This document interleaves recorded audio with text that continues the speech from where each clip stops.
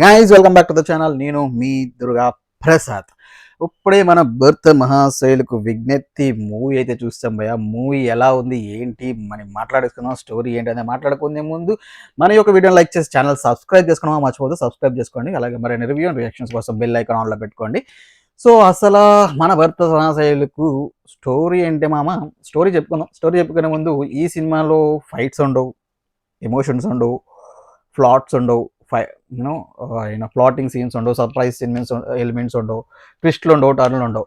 Only simple ఎంటర్టైన్మెంట్తో లాగిచ్చేసారు. అది మాత్రం చెప్పగలను. ఇవన్నీ ఎక్స్పెక్ట్ చేసి సినిమా మాత్రం వెళ్ళదు. ఓన్లీ ఎంటర్టైన్మెంట్ ఎక్స్పెక్ట్, బ్లాంక్ మైండ్తో వెళ్ళండి, కొంచెం చేస్తారు. అయితే ఒక స్టోరీ విషయానికి వచ్చేస్తే మామ, సింపుల్ స్టోరీ. మనకు గత 10 సంవత్సరాల నుంచి, 100 సంవత్సరాల నుంచి అనుకోవచ్చు, 1000 సంవత్సరాల నుంచి అనుకోవచ్చు, ఏదైనా అనుకోండి, ఇలాంటి స్టోరీలు వస్తూనే ఉంటాయి.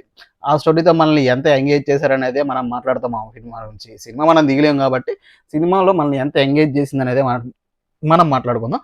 అయితే స్టోరీ విషయానికి వస్తే, రవితేజ గారు మన పెద్ద బిజినెస్ మ్యాన్. అయితే బిజినెస్ మ్యాన్ వైన్ ఫ్యాక్టరీని ఇండియాలోనే కాకుండా వరల్డ్ వైడ్ పరిచయం చేయాలనుకుంటాడు. దానికోసం ఆయన స్పెయిన్లో ఉన్న బెస్ట్ కంట్రీ నుంచి కూడా అందులో నుంచి వైన్ని ఎక్స్పాండ్ చేద్దాం అనుకున్నాడు. అది అక్కడ అప్రూవ్ అవ్వదు, రిజెక్ట్ అవ్వదు. దాన్ని అప్రూవల్ చేయించడానికి మనోడు స్పెయిన్ బయలుదేరిపోతాడు తన అసిస్టెంట్ పిఏ వెనెల కిషోర్తో.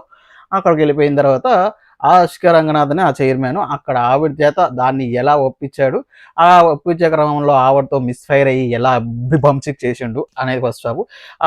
అలా చేస్తాడు. ఆ చేసిన తర్వాత ఇండియాకి రిటర్న్ వచ్చిన తర్వాత తన భార్య దగ్గర తన చేసిన తప్పుని కప్పుపుచ్చుకోవడానికి చేసే ప్రాసెస్లోనే కామెడీ మొత్తం లాగిచ్చేసారు ఫస్ట్ హాఫ్. సెకండ్ హాఫ్లో అది సెకండ్ తర్వాత మన అష్కరాందనన్ ఆమె ఇండియా వచ్చింది. ఇండియా వచ్చిన తర్వాత ఆమెకు నిజం తెలిసింది. నిజం తెలిసిన తర్వాత ఆమె ఈవెంట్ ఎలా ఆడుకుంది, మళ్ళీ అక్కడ వాళ్ళ భార్యకి తెలియకుండా మన హీరో ఎలా మేనేజ్ చేశాడు అనేది, చివరికి ఎలా తెలిసింది అనేది, ఇది సింపుల్ స్టోరీ భయ. ఇలాంటి సింపుల్ స్టోరీని ఎంత బాగా ఎంగేజ్ చేశారు అనేది మాట్లాడుకుందాం. సో ఇక మన ప్లస్లు మైనస్లు ఎలా ఉంది ఏంటి అనేది మాట్లాడుకుంటే, ఫస్ట్ హాఫ్లో సత్యతో కామెడీ వర్కౌట్ చేశారు మంచిగా. రషిక Rishita Ranganathan hot looks first హాఫ్లో అదిరిపోతాయి. అయితే ఇక్కడ రవితేజ గారికి ఈ ఎవిల్స్ అనే ఒక క్యారెక్టర్ పెట్టి మనకి ట్రైలర్లో టీజర్లో చూపించినట్టే ఒక క్యారెక్టర్ బయటకు వస్తుంది కదా, మనలో ఉన్న ఆత్మ. అన్నయ్య సినిమాలో చిరంజీవి గారు బయటకు వచ్చినట్టు ఈ సినిమాలో ఆ ఎవిల్స్ క్యారెక్టర్తో కొంచెం కామెడీ పండించారు రవితేజ గారు. అది బాగా వర్కౌట్ అయింది. సత్య కామెడీ వర్కౌట్ అయింది. ఫుల్ ప్యాక్డ్ కమెడియన్స్ అందరిని దింపేశారు ఫస్ట్ హాఫ్లో. సునీల్ ఫ్లాష్ బ్యాక్ కామెడీ బాగుంటుంది. సో వచ్చిన 2 సాంగ్స్ బాగానే ఉంటాయి. మీకు ఈషా బెల్లా సాంగ్స్ బాగుంటుంది, అద్దం ముందు నిలబడే సాంగ్ బాగుంటుంది. సో ఇది జరుగుతున్న క్రమంలో, ఈ కామెడీతో లాగిస్తున్న క్రమంలో అదేంటి సెకండ్ హాఫ్, ఫస్ట్ హాఫ్ ఇలా లాగిచ్చారు. సెకండ్ హాఫ్కి వచ్చేసరికి ఈ హోటల్ సీక్వెన్స్ చాలా బాగుంది. హోటల్ సీక్వెన్స్లో పండించిన కామెడీ ఉంటుంది, మళ్ళీ సేమ్ తెలుసుకున్న కామెడీ ఉంటుంది. అలాగే హోటల్ సీన్లో డీజే సాంగ్ చాలా బాగా పడింది. సో అది సర్ప్రైజింగ్ ఎలిమెంట్, మనకి బయట విడుదల చేయలేదు, సినిమాలో పెట్టారు. ఓల్డ్ సాంగ్స్ అన్ని మిక్స్ చేసి డీజే సాంగ్ కొట్టారు. అక్కడ ఆ సాంగ్లో రవితేజ గారి ఎనర్జీ నెక్స్ట్ లెవెల్, అది చాలా వర్కౌట్ అయ్యింది సెకండ్ హాఫ్లో.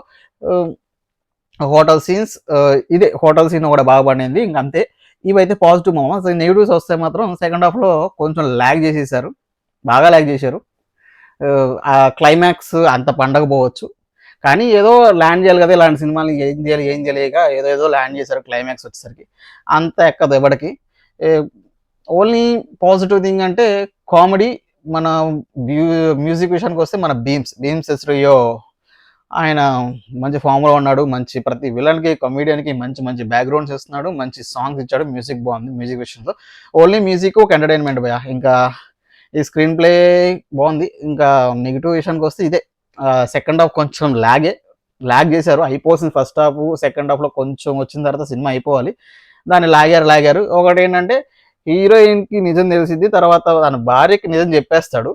మళ్ళీ ఆ నిజం చెప్పేసిన దాన్ని మళ్ళీ తీసుకొచ్చి చెప్పేశాడు కదా, మళ్ళీ ఎందుకు ఇద్దరిని కలిపి చెప్తున్నాడు నిజం, అవసరమా? ఏదో క్లైమాక్స్ ఎండ్ చేయాలి కాబట్టి అలా చేశారు. సో దానివల్ల కొంచెం ఎక్కదు. అది సెకండ్ హాఫ్లో ల్యాగ్ ఉన్నప్పటికీ మొత్తానికి సినిమా అయితే ఎంటర్టైన్మెంట్ వేలో లాగిచ్చారు. సో ఇంకా మన రివ్యూ అండ్ రేటింగ్ ఇస్తే మనందరిలాగా పుచ్చకాయలు, టమాటాలు, పళ్ళు, పూలు ఇవ్వం భయ.